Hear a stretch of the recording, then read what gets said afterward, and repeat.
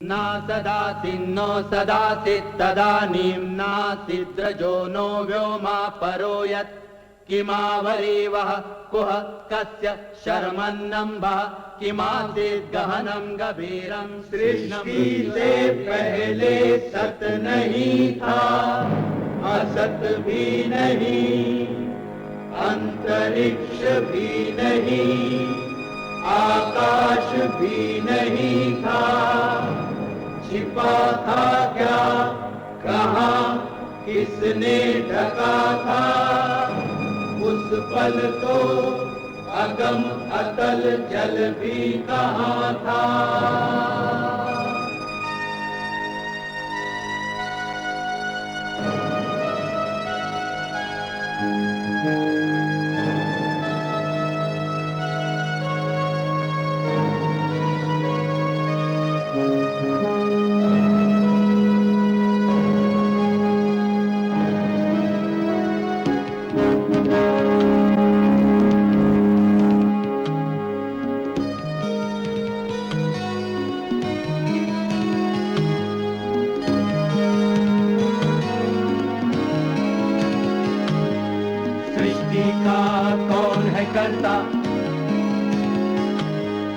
करता है वा अकर्ता,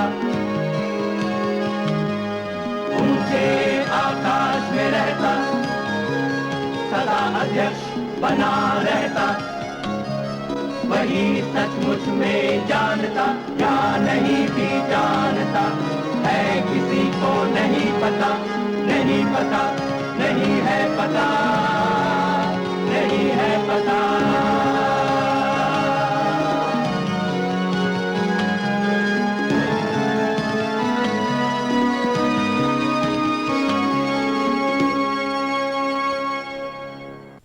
सत्रह 1707 में औरंगजेब की मौत हुई। इसके बाद के 100 साल में मुगल सल्तनत के टुकड़े टुकड़े हो चुके थे और हिंदुस्तान के सियासी इख्तिदार के लिए मुख्तलिफ ताकतें लड़ रही थीं।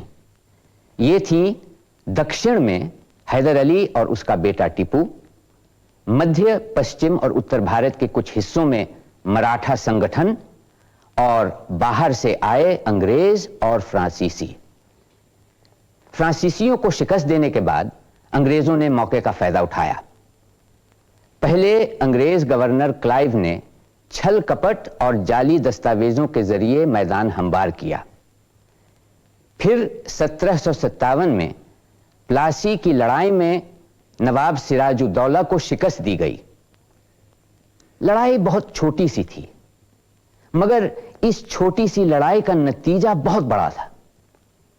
1764 में बक्सर की लड़ाई के बाद बादशाह-ए-दिल्ली को भी अंग्रेजों के सामने झुकना पड़ा और वो उनका वजीफादार बन गया।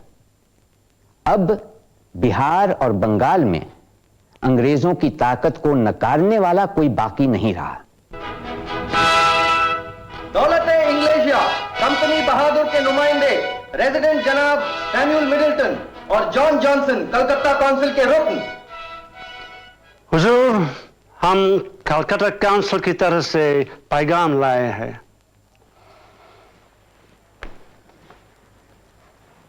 नवाब साहब की दुआए खैर और अहद वफा की खबर क्या काउंसिल तक पहुंचाई गई? जी बिल्कुल पहुंचाई गई, लेकिन मुझे अफसोस से अर्ज करना पड़ रहा है कि काउंसिल हुजूर की मसनद नशीनी तस्लीम करने को तैयार नहीं। जनाब रेजिडेंट बहादुर साहब, इसका क्या मतलब है? नवाब साहब ने कंपनी बहादुर को पूरी तरह तसल्ली दी है कि जो भी मुआहदा इनके वालिद मरहूम मीर जाफर और कंपनी के दरमियान तय हुआ था, ये उसकी तमाम शर्तें पूरी करने को तैयार है। इसके अलावा हुजूर की मसनद नशीनी बिल्कुल जायज है, क्योंकि मरहूम नवाब ने खुद अपने बेटे को मसनद पर बिठाया था। बाजा फरमाया, मगर कंपनी इस मसनद नशीनी को एक्सेप्ट नहीं करती। रेजिडेंट बहादुर, क्या कंपनी का यह रवैया इसलिए है कि आप लोग मसनद पर मेरे भतीजे मीर सैदू को बिठाना चाहते हैं? माफ करिए, इस मौजू पर हमें कुछ बोलने की इजाजत नहीं। लेकिन मैं हुजूर को इतना बता सकता हूं कि मीर सैदू के काउंसिल में कई सपोर्टर्स हैं।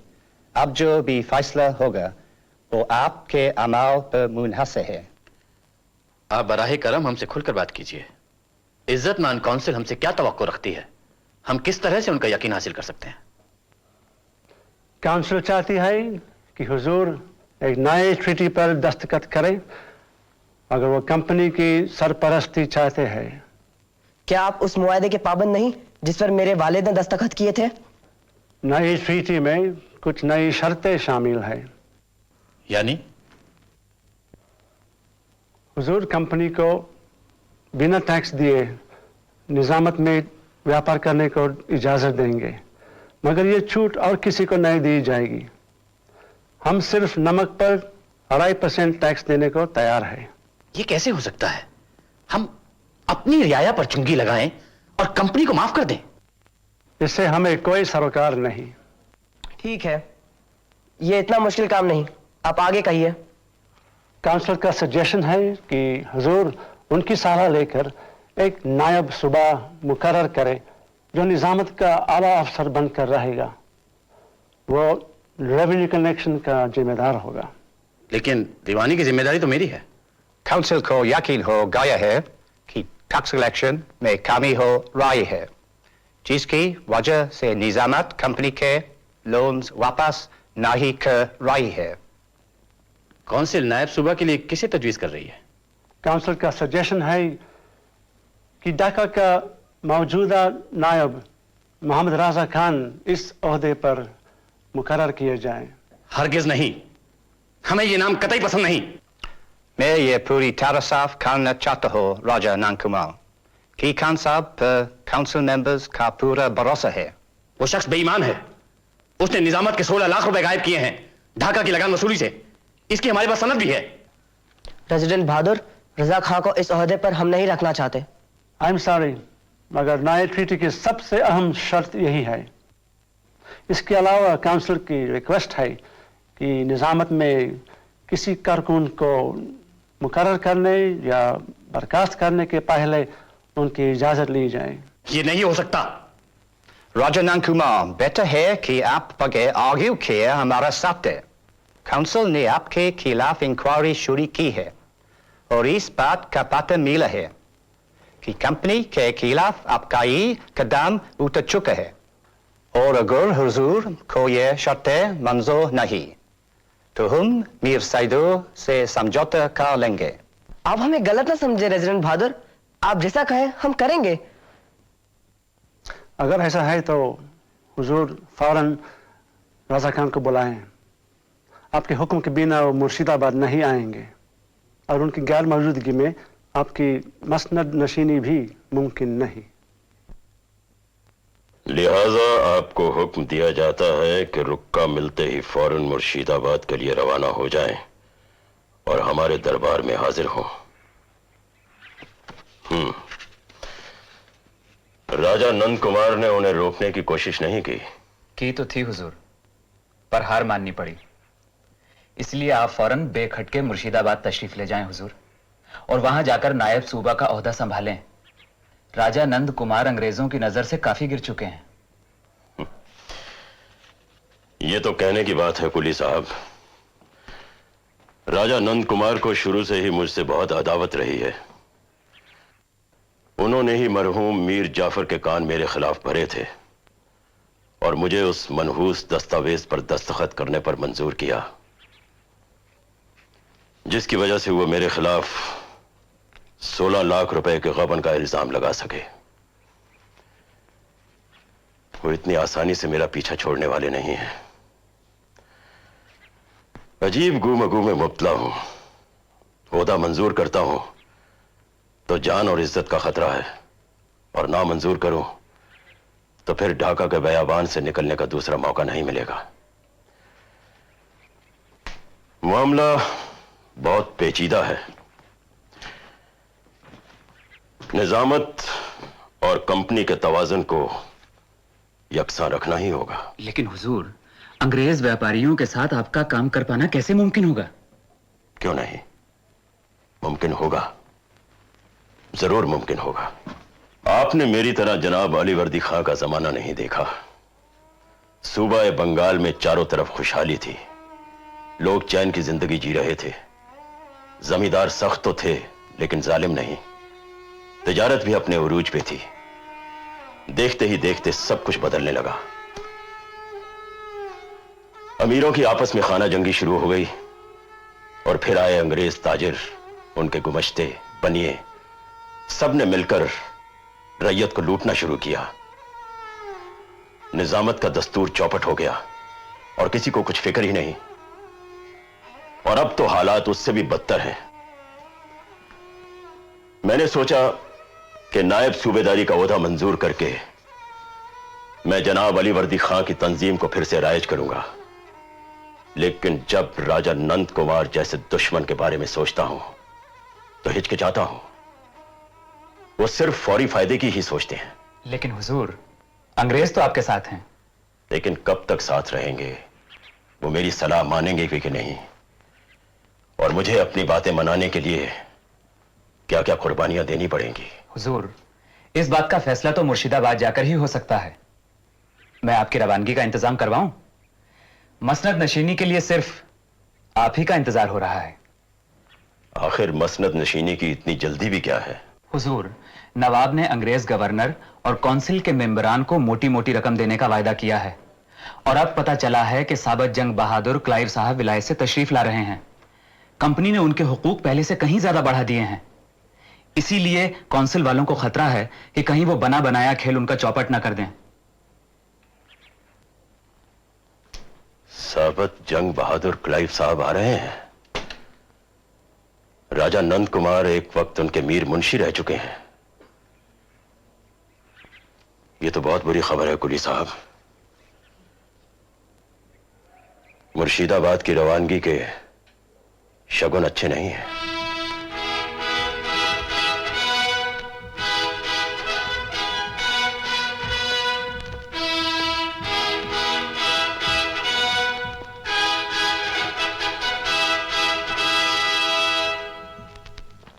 बंगाल के नवाबों को अंग्रेज अपनी मर्जी से गद्दी पर बिठाने लगे।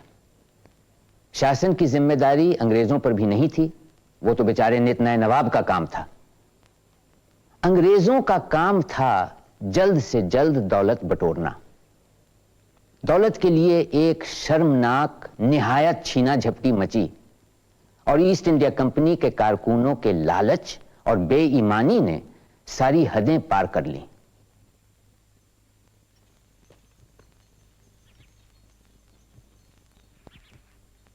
इन दोनों ने तभी रकम भी ऐंठ ली है और ऊपर से रज़ा खां को हमारे छाती पर मूंग डलने डाल दिया है। हुजूर, अब बेहतर यही है कि जल्द से जल्द आप लॉर्ड साबर जंग बहादुर क्लाइव से मुलाकात करें। उनसे हमारे बेहतरीन ताल्लुकात रहे हैं। ठीक है, आप रज़ा खां साहब से कह दीजिए हम कलकत्ते जाएंगे। जी नहीं हुजूर, ऐसी गलती मत कीजिएगा वरना हमारे सब मंसूबों पर पानी फिर जाएगा। एक सफा भी ठीक ढंग से दर्ज नहीं किया गया।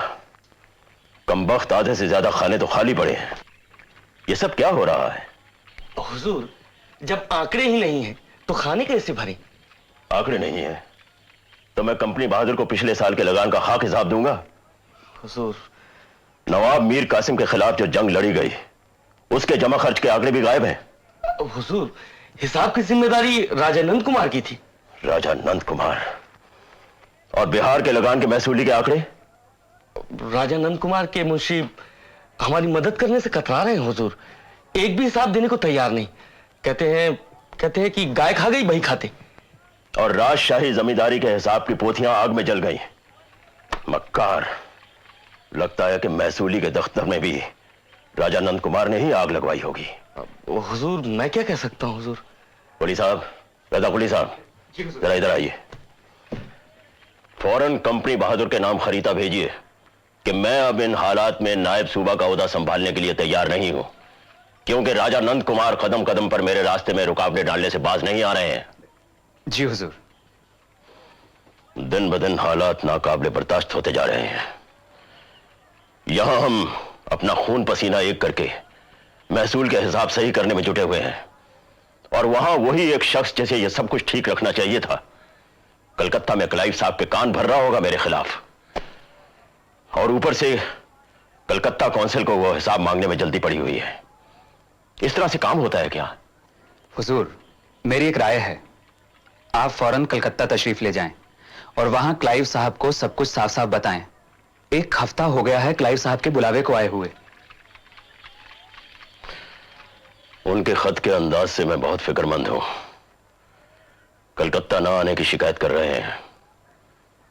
कहते हैं कि मैं नवाब साहब के साथ उनसे मिलने क्यों नहीं चला आया, पर जाता कैसे जब नवाब साहब ने खुद मुझे कलकत्ता जाने से मना किया हुआ है, और ऊपर से ये हिसाब की गड़बड़। आप फौरन निकल पड़िए हुजूर।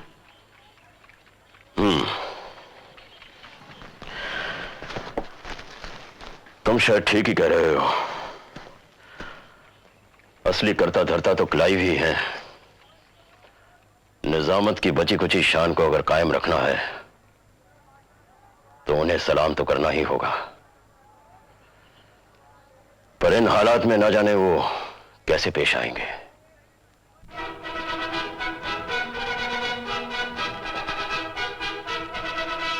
On behalf of the Council, I welcome you back to Calcutta, Lord Clive, and your colleagues, Mr. Verrey, Mr. Sykes. Thank you, gentlemen. Before I proceed, let me remind you that the directors of the company have granted me and my select committee absolute powers, independent of the Calcutta Council, to act in the manner I feel fit. We have all read the relevant paragraphs of the director's instructions, and we are anxious to discuss the meaning and extent of the powers granted to the select committee. Absolutely not, Mr. Lester. The select committee is the sole judge to the extent of its powers. There's no need for any discussion. I think a discussion would be very useful, particularly in view of certain letters from the directors that invalidate your powers. Mr. Johnson, are you trying to dispute the authority of the select committee? No, Lord Clive, but... Let's proceed. On coming to Calcutta, what have we heard but anarchy, confusion, and what is worse, an almost general corruption? It has come to our notice the unseemly hurry to place Najmuddaulah on the Musnad is because of the £140,000 paid to the council and the governor by the Nawab. This is in complete violation of the company rules, which forbids its servants from accepting gifts from Indian princes over 4,000 rupees. Forgive the interruption, Lord Clive, but with regard to gifts in general, we have your example. We have not forgotten the lavish gifts you have taken from the Nawab Mir Jafar when you placed him upon the Musnad after the Battle of Plassey, nor the generous endowment of a Jaghir. The circumstances were different then. I accepted those presents in a military capacity. And the Jaghir is related to the title Sabat Jung conferred on me by the Mughal Emperor. Gentlemen, before I accepted this assignment, I gave an undertaking to the directors that I shall not enrich myself by one farthing as president of this council. Let me assure you, before I'm done here, each one of you would sign a similar undertaking. I am also determined to end the private trade of the company's servants and their gomastas and banyas. And if any of you doesn't like this, you're welcome to take the first boat back home. In this, you have the support of the select committee, Lord Clive. Good. Yeah. Gentlemen, I am quite satisfied with the military position of the company. But I disapprove of our army's advance at Allahabad in the war with Nawab Shujauddaulah of Oud. The Nawab's lands have been handed over to the wild Rohilla tribes. This is not a secure position for us. I plan to settle a treaty with the Nawab of Oud. I also plan to meet the Emperor to discuss the handing over of the revenues of Bengal, Bihar, and Odisha to the company. Since now our interests are extended, and commerce alone is not the whole of the company's support, we must go forward. To retract is impossible. Johnson will need watching. He could prove to be an irritant at every stage. We cannot afford to build up too much opposition, sir. Perhaps this ban on private trade is too severe. It will affect every single member of the company. I have an alternative arrangement. I propose to set up a trade society whose shares will be distributed amongst the senior members. The society will trade on our behalf, which should keep the junior members out of our hair, and also generate enough revenue for us. Wonderful idea. There is just one more thing. The nobleman we have appointed as Nayab Soba Mohammed Abdul Razak Khan, is here to see you. Now, he's honest, he's dedicated, and an excellent administrator. Could you grant him an audience soon? The Nawab and Raja Nand Kumar were very bitter in their complaints against him. Yes, but... Which is good. Good. Yes, of course I'll see him. I have an idea he should be useful to us.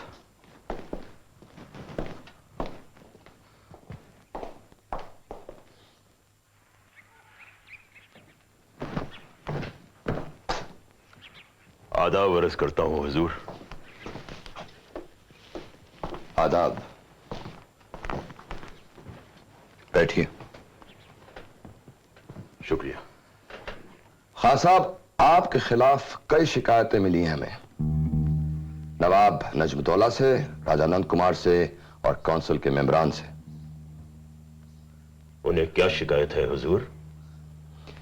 नवाब साहब के पास एक दस्तावेज है जिसमें आपने कबूल किया है कि ढाके की मालगुजारी से आपने 16 लाख रुपए गबन किए थे। ऐसा एक दस्तावेज है जरूर, लेकिन उस दस्तावेज पर मुझसे जबरदस्ती दस्तखत करवाए गए थे। राजा नंद कुमार ने नवाब मीर जाफर को मेरे खिलाफ इतना बरगलाया कि उन्होंने मुझे हिरासत में ले लिया। जान पर आ बनी तो मुझे उस दस्तावेज पर जबरदस्ती दस्तखत करने पड़े, लेकिन उस कागज की कोई अहमियत नहीं है हुजूर। हो सकता है। और काउंसिल से यह भी सुना है कि इस ओहदे को पाने के लिए आपने पुराने गवर्नर और कई काउंसिल के मेंबरान को रिश्वतें भी दी। ये इल्जाम सरासर गलत है हुजूर। आपसे किसने कहा? यह सही है या गलत?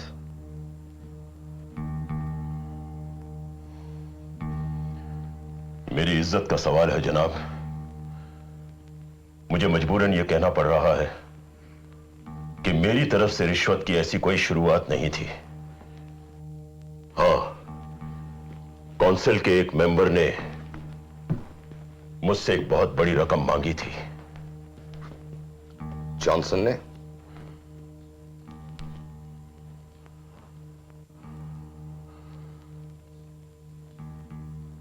आपको कैसे पता चला हुजूर? हम धन सूंघ लेते हैं, खास तौर से काला धन। कितने रुपए दिए थे आपने? हुजूर, बहुत हुज्जत के बाद 4.25 लाख रुपए की रकम तय हुई थी। क्या आप ये सब को लिखकर इस पर दस्तखत कर सकते हैं?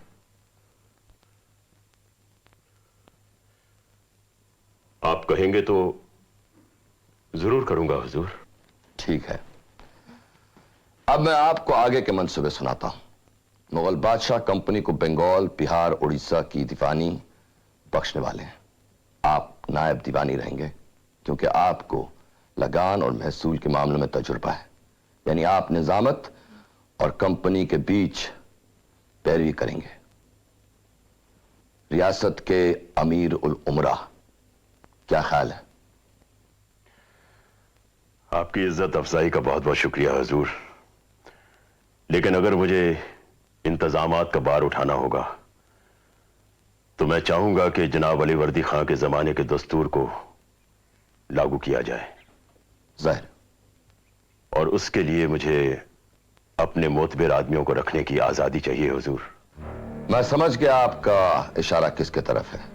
राजा नंद कुमार काबिल आदमी है, लेकिन उससे जोड़ तोड़ करने की बुरी आदत है। उनके खिलाफ गवर्नर वैन सितात का बनाया हुआ ब्यौरा मैंने देखा है। आदमी चालाक है। हुजूर, राजा नंद कुमार को आप कैसे रोकेंगे? वो तो नवाब साहब का खास आदमी है। राजा नंद कुमार को हुक्म मिला है कि वो कलकत्ते में ही रहेंगे। अब मुर्शिदाबाद जाने की जरूरत नहीं। बहुत बहुत शुक्रिया हुजूर। आपके लिए तो एक इशारा ही काफी था। अब मैं इजाजत चाहूंगा। इतनी जल्दी नहीं रजा खान, इसके एवज में आपको भी महसूल बढ़ाना होगा। मेरे भी कई दुश्मन हैं जो इस ताक में बैठे हैं कि मैं मुंह की खाऊंगा। जैसे मैंने आपको तंजीम में आजादी दी है, वैसे मैं चाहूंगा कि आप मुझे महसूल में बढ़ोतरी दें।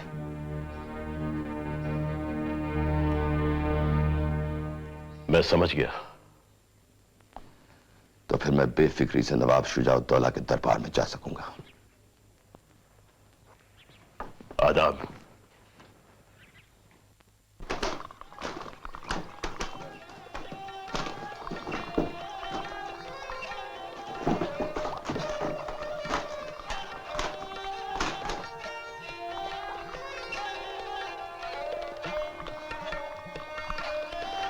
आपने हमारे मुर्गे को हरा दिया नवाब साहब। चलिए एक बार और लड़ा लेते हैं। नो नो नो नो, हम हार मान गए और हर जाने में आपको अवध भी लौटा दिया। जी क्या फरमाया? मैंने अर्ज किया नवाब शुजाउद्दौला की कंपनी बहादुर ने आपको आपकी रियासत लौटा दी। साबत जंग बहादुर साहब, हम किन अल्फाज में आपका शुक्रिया अदा करें?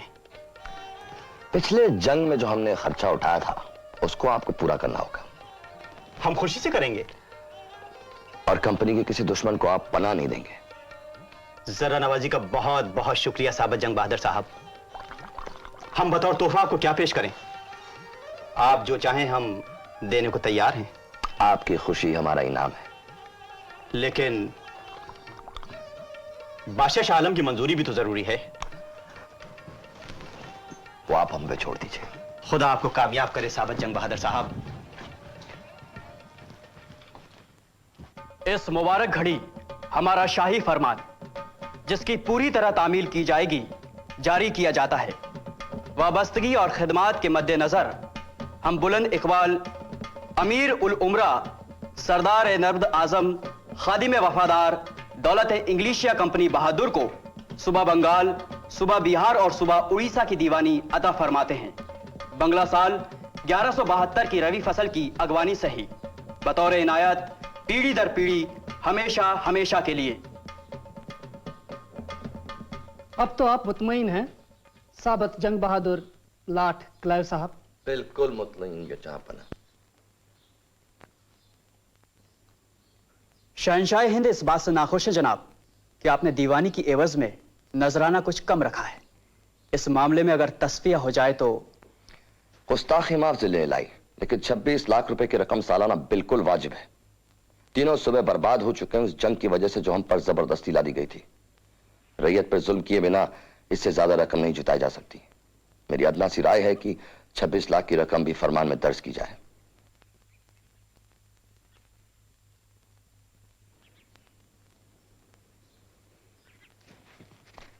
मुझे उम्मीद है कि जहांपना की खातिर तवाज़ो में कंपनी के अफसरों ने कोई कमी नहीं छोड़ी होगी। अगर हुजूर आला को किसी चीज की जरूरत दरपेश हो तो हम उनका हुक्म बजाने के लिए तैयार हैं। हम उनकी हर ख्वाहिश पूरी करना चाहते हैं।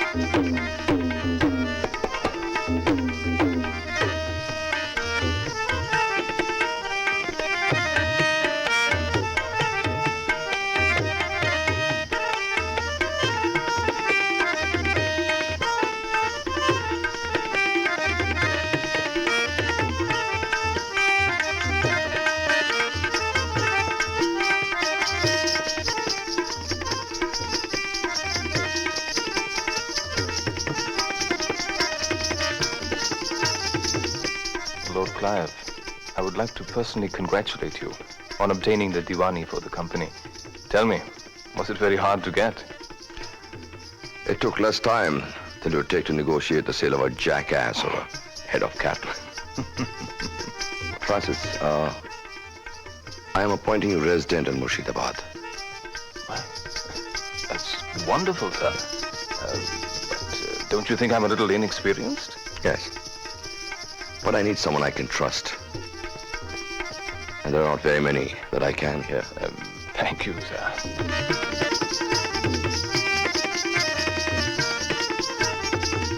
I want you to be a sort of watchdog for the company. Make sure that the revenues are collected and remitted. Because this is not the Nawab's concern anymore. He will live on the allowance we give him. And we should also fix an amount for Raza Khan to run the administration. The rest of the revenue is ours. Therefore, it is in our interest that we collect the maximum revenues. Sir, most of the Nawab's spending is absolutely wasteful, and the administration is full of dead wood. Surely there's a way to cut this wastefulness. Go about it in stages. Find out the areas that are ripe for cutting. The Nawab's army, for instance. You know, it's an absolute lot of ragged mercenaries, you know, who are a burden on the exchequer. Disband a lot of them and deduct their salaries from the money we pay to the exchequer.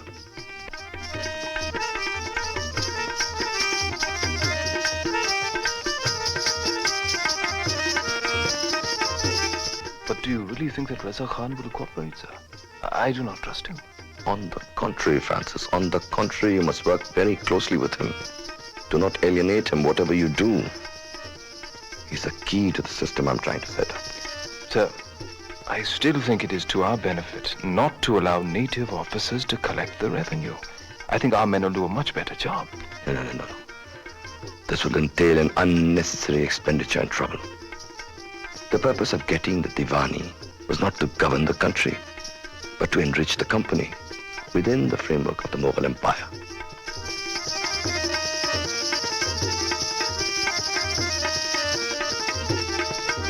Though we have the power to govern, we will not use this power. There's also a practical reason. It would require us 3 times the number of civil servants to govern these provinces. On the other hand, if we leave the management to the old officers of the government, the company will not need to spend any money on additional servants. Do you understand? Yes, sir. I'll do the best I can, sir. Good.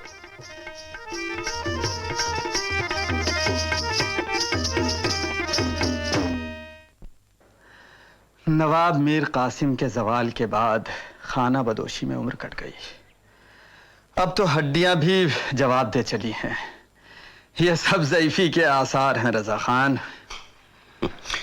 Ali Ibrahim साहब, आप तो माशाअल्लाह अभी जवान हैं। खुदा आपको उम्र दराज दें। और फिर अब तो हमारी मुसीबत के दिन भी खत्म होने वाले हैं। अब क्या बताएं रज़ा खान, दुश्मनों का हुजूम चारों तरफ मौजूद है। बड़ा खतरा मोल लेकर मुर्शिदाबाद लौटा हूँ।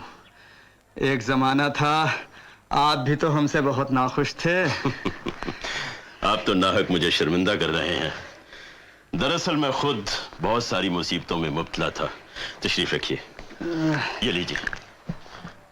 शुक्रिया।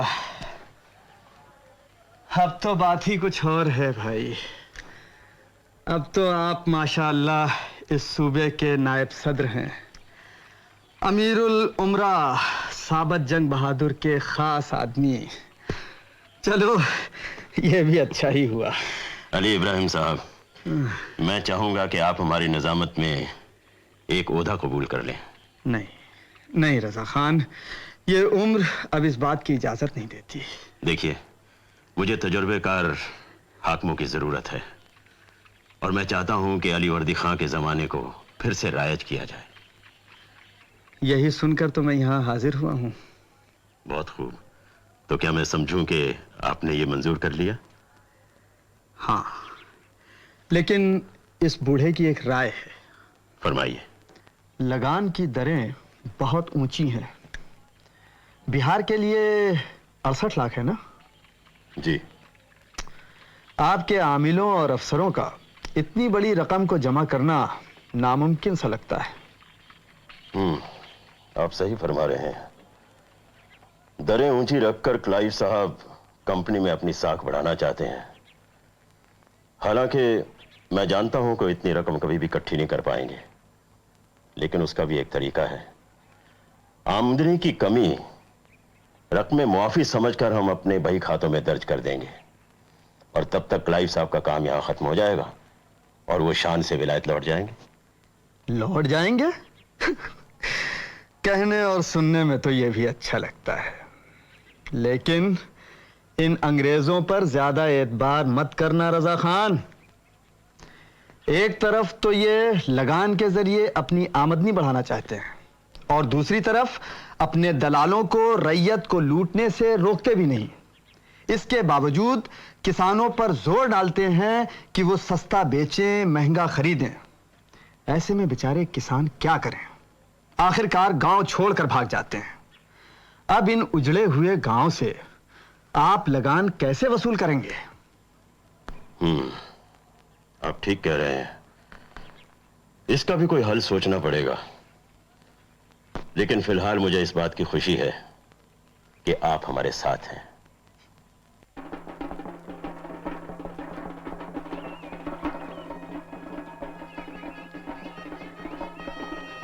आप परेशान मत होइए रजा खान, गुमास्तों और बनियों का जो मामला है वो किसी तरह हल कर देंगे।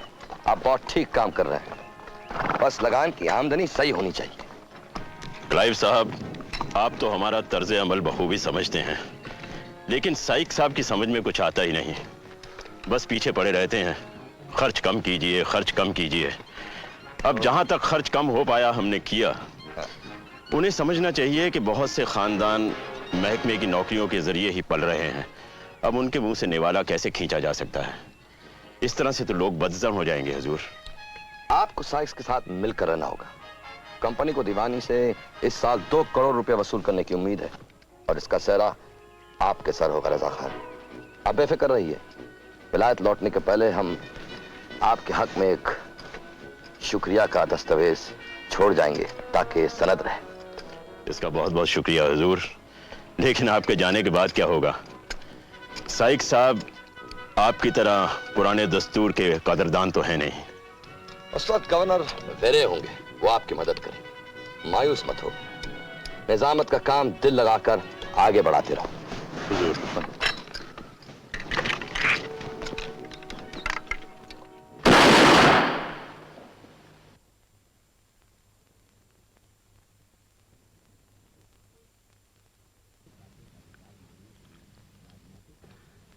इसके बाद क्लाइव की दोहरी सरकार की नीति का पतन शुरू हुआ।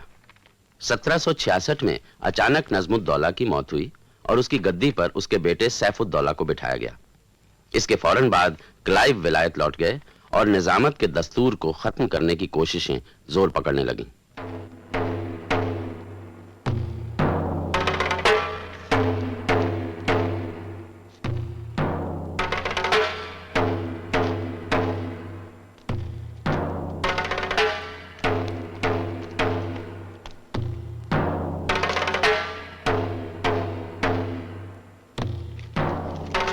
जनाब रेजिडेंट साहब, आपका यह हुक्मनामा मेरी समझ में नहीं आया।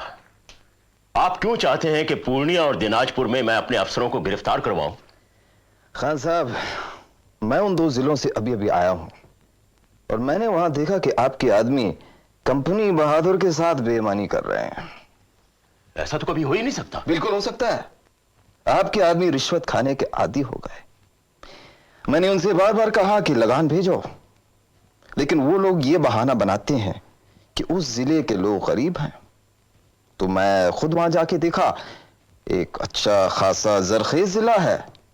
खान साहब, आपके आदमी झूठ बोलते हैं। साइक साहब, ऐसी बात नहीं है। वहां पूरी रकम जमा करने में वाकई ही दुश्वारी हो रही है। फिर भी पूर्णिया के सुबित राय ने सूद पर रुपया उधार लेकर महसूल की काफी रकम अदा की है। कितनी रकम? आधी से भी कम। खान साहब, आप जानते हैं कि पूर्णिया की दर कितनी थी? 25 लाख। बहुत ज्यादा है। जनाब अलीवर्दी खां के जमाने में पूर्णिया से कुल मिलाकर 4 लाख रुपए आते थे। इस तरह से तो यह इलाका बर्बाद हो जाएगा साहब।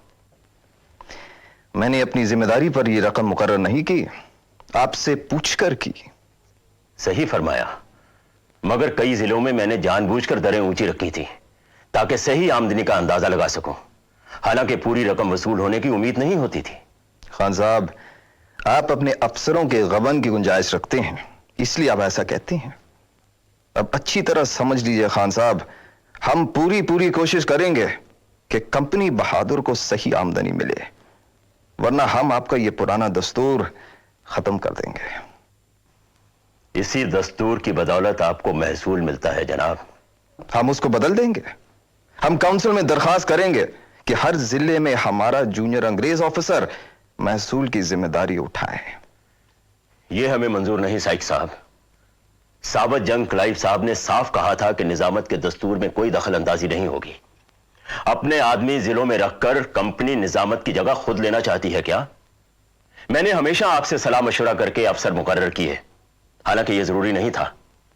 निजामत के नाम से मैंने आपको जाती तौर पर तजारत की इजारेदारी दिलवाई। देखिए, अब आप अपनी मनमानी करके पूरा दस्तूर नहीं उलट सकते जो मैंने इतनी मेहनत से कायम किया है। खान साहब, आपको खुद अपनी बात पर यकीन नहीं होता होगा। आप मेरी बात नहीं मानेंगे तो मैं नए गवर्नर के पास जाऊंगा। मुझसे यह बर्दाश्त नहीं होता कि आप निजामत के हकूक मिट्टी में मिला दें। आपकी मर्जी है खान साहब। आदाब। Why do you want to meet Raza Khan here? I needed some privacy. There are some things I want to say to him that are best said away from the office. That fool, Sykes. I thought we'd be rid of him in a few days. But before that, he has to stir up this hornet's nest. Becca, your job as resident at Murshidabad is going to be more difficult now. What do you think of Sykes' proposal to place company supervisors in the district? Get the council to reject it. What else? You know why he wants supervisors, of course. It's just a ploy to protect his own trading interests in the districts. If he has junior officers loyal to him, who also get a share in the profits, then the council will never know what happens in the districts.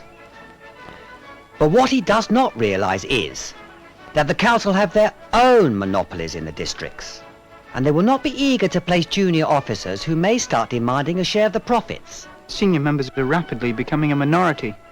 Every ship from England brings a fresh horde of junior officers, all eager to make their fortune in a few days. If they sniff out Sykes' plan, they'll force you to implement it. If you don't, your own position on the council will be weakened. Well, now you will see why I wanted to meet Raza Khan here. Aye, Raza Khan. आप ठीक तो हैं? आदाब अर्ज करता हूँ हुजूर। बैठिए राजा खान। शुक्रिया, तशरीफ रखिए। ये मिस्टर बेकर है जो मुर्शिदाबाद में साइक्स की जगह लेंगे। And this is our most faithful ally, Mohammed Raza Khan. आपसे मिलकर खुशी हुई बेकर साहब। वेरी साहब, क्या बताऊं, मैं बहुत परेशान हूं। जानता हूं, उस पाजी साइक्स की वजह से काउंसिल उनकी ताजवीज रद्द करेगी। फिक्र न करें। कई बार साइक साहब को समझाने की कोशिश की है कि कंपनी के एजेंटों पर जिलों में जरा रोकथाम लगाइए। अगर वही रैयत से पैसा बटोरना शुरू कर देंगे तो फिर रैयत के पास महसूल देने के लिए रह क्या जाएगा। इस मामले को लेकर काउंसिल के नाम लेटर लिखिए। तभी मैं इस मैटर को आगे बढ़ा सकता हूं। बेकर भी आपकी हेल्प करेंगे। But we shall also need your help, Raza Khan. मैं हमेशा आपके साथ हूं वेरी साहब। ऐसा है खान साहब कि काउंसिल के कुछ सीनियर मेंबर्स इस बात से परेशान है कि आबाद की कॉटन से यहाँ का बाजार कमजोर हो गया है। हमारे प्रॉफिट पर भी असर हुए है। हम चाहते हैं कि बाहर से आने वाले कॉटन पर अब टैक्स लगाए। मैं हाजिर हूं वेरी साहब, मगर जो कपास बाहर से आ रही है वो आप ही के छोटे अफसर मंगवा रहे हैं। जानता हूं, मगर हमारा लिहाज तो खाना होगा आपको। बजा फरमाया वेरी साहब।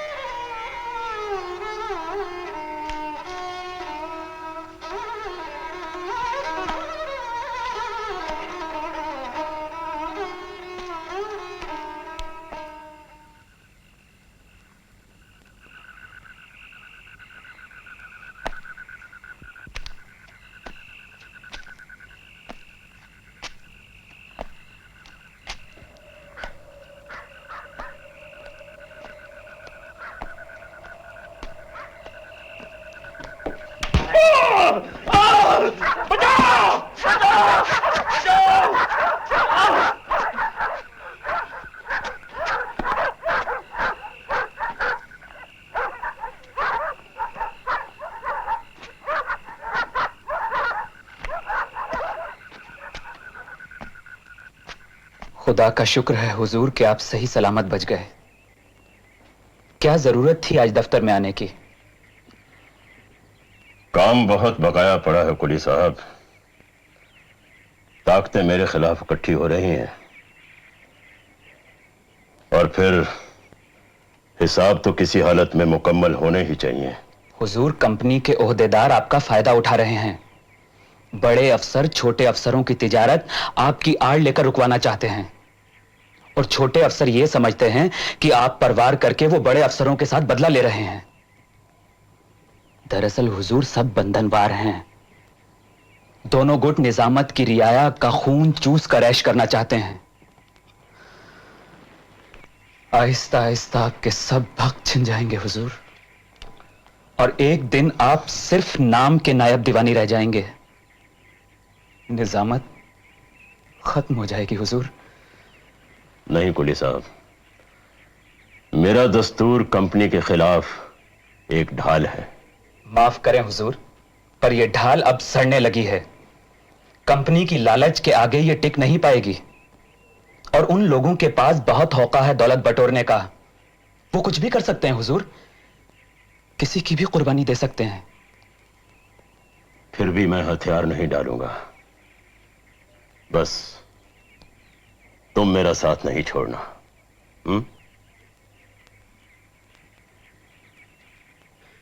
1769 में ऐसा भयानक अकाल पड़ा कि बंगाल, बिहार और उड़ीसा की 1/3 आबादी भूख से मर गई।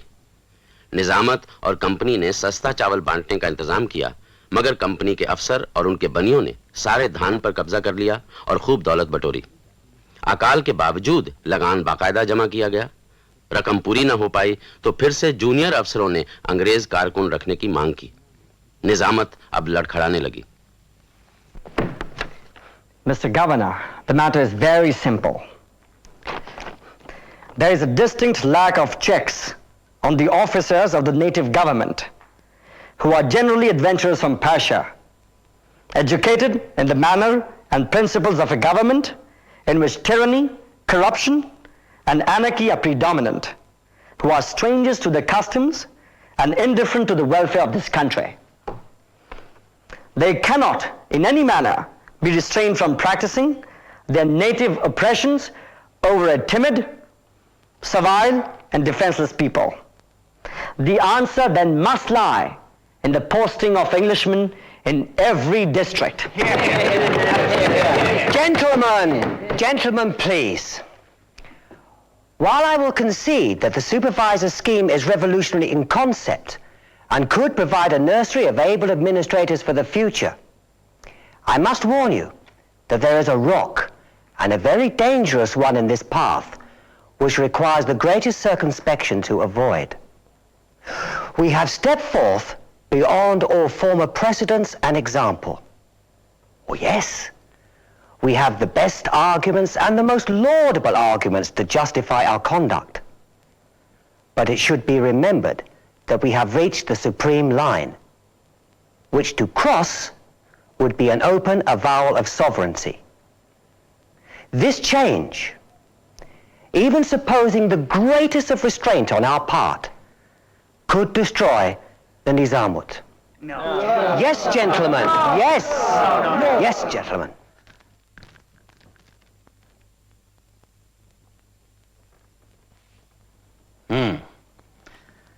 तो जहाज को डूबता देखकर छछूंदर भागने लगे।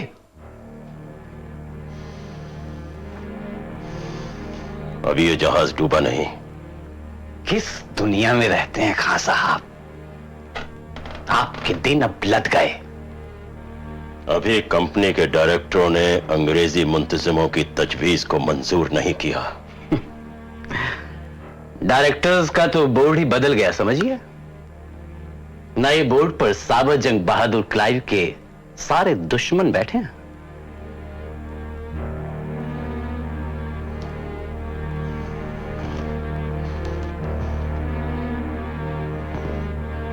इससे मेरी निजामत का क्या ताल्लुक? मुझे हमेशा से लगता रहा कि इस ओहदे के लिए आप बिल्कुल गलत आदमी हैं। आपको रत्ती भर भी इल्म नहीं कि इस खेल में कौन कौन सी हस्तियां शामिल हैं। आपकी किसको फिक्र है? बराह रास्त आप पर चोट करने में ना बोर्ड ऑफ डायरेक्टर्स ना कंपनी के अफसर दिलचस्पी रखते हैं। उनका सीधा वार क्लाइव पर है और उसके दस्तूर पर। और चूंकि आप उस दस्तूर के नुमाइंदे हैं, लिहाजा आपको तो हटाया ही जाएगा। मैंने क्लाइव साहब का इसलिए साथ दिया क्योंकि वो समझ सकते थे कि मैं निजामत में मुगल सल्तनत के पुराने असूलों को कायम रखना चाहता था। क्लाइव अपने मतलब के अलावा कुछ नहीं समझता खान साहब, इसीलिए विलायत में उस पर अदालती कार्रवाई की जा रही है। उसके सारे आदमियों को हटाया जाएगा, गवर्नर वेरी, काउंसिल में उसके नुमाइंदे और आप। खान साहब, क्लाइव के दुश्मन आप अपने छोटे अफसरों की आड़ लेकर अपना हक जमाएंगे। बस चंद दिनों की बात और है। आप ये कैसे जानते हैं? कभी कभी बंगाल के बाहर भी देख लेने के बड़े फायदे हैं हुजूर। लंदन में मेरे कुछ एजेंट्स हैं और उनसे आपके बारे में जो खबर मिली है वो कुछ ज्यादा अच्छी नहीं है। यानी? वो दस्तावेज जिस पर आपने ढाका में दस्तखत किए थे, जिसमें आपने 16 लाख रुपए के गबन का इकरार किया था, आजकल उनके पास है। कंपनी भी आपको गबन के इल्जाम में अदालत तक खींच कर ले जाएगी। मैं बिल्कुल बेकसूर हूं, साबित कर सकता हूं। जी हां, लेकिन तफ्तीश में मैं कंपनी का साथ दे रहा हूं। मेरी बदनसीबी में आप मुझे जलील करने आए हैं? नहीं नहीं खान साहब, बल्कि मैं तो आपसे समझौता करना चाहता हूं। आपके समझौते का मतलब मैं अच्छी तरह से जानता हूं राजा नंद कुमार। आप मौका परस्त हैं, तोता चश्म हैं, कभी अंग्रेजों के साथ और कभी उनके खिलाफ। आप हमेशा अपने फायदे की सोचते हैं। निजामत जाए भाड़ में, रियाया हो जाए बर्बाद, आपको क्या? मैं आपके साथ समझौता नहीं करूंगा। खान साहब, हो सकता है जो कुछ भी आपने मेरी शान में कहा वो सही हो, लेकिन फिर भी मैं बचने के गुर जानता हूं। अल्लाह ने चाहा तो मैं बच जाऊंगा और आप चढ़ जाएंगे सूली पर। खान साहब, आप बेवकूफ हैं। आपको जलील किया जाएगा, जेल में डाल दिया जाएगा। आपके घर वाले दाने दाने को मोहताज हो जाएंगे। वो तो अल्लाह की मर्जी है, मुझे उसका कोई डर नहीं। कंपनी को जानना चाहिए कि मेरे बही खाते बिल्कुल मुकम्मल हैं। आपकी तरह मेरे हिसाब में कोई गड़बड़ नहीं मिलेगी। रजा खान, जिस निजामत के ख्वाब आप देख रहे हैं वो मिट्टी में मिल जाएगी।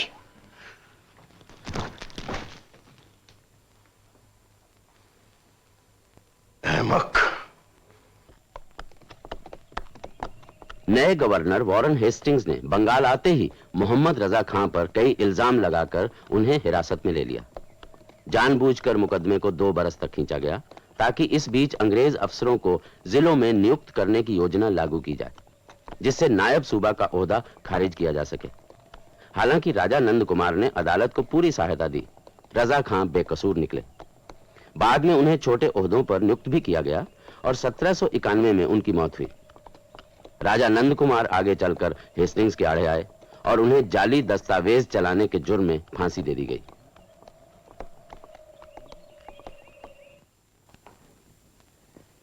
शुरू में ईस्ट इंडिया कंपनी तिजारत करने के लिए कायम हुई थी और उसके पास जो फौज थी वो तिजारत की हिफाजत के लिए थी। रफ्ता रफ्ता और दूसरों की नजरों से छुपाकर उसने अपने अधीन इलाके को बढ़ाना शुरू किया, मुकामी झगड़ों में कभी इसका कभी उसका पक्ष लेकर, जिसके बदले में कंपनी ने दबाकर कीमत वसूल की। यह समझा गया कि ये भाड़े की फौजें हैं, जो चाहे दाम देकर इस्तेमाल कर सकता है। यह हकीकत जब खुली कि अंग्रेज दूसरों के लिए नहीं खुद अपने लिए लड़ रहे हैं और हिंदुस्तान के मालिक बनना चाहते हैं, तब तक उनकी ताकत मुल्क में खूब मजबूती के साथ जड़ पकड़ चुकी थी।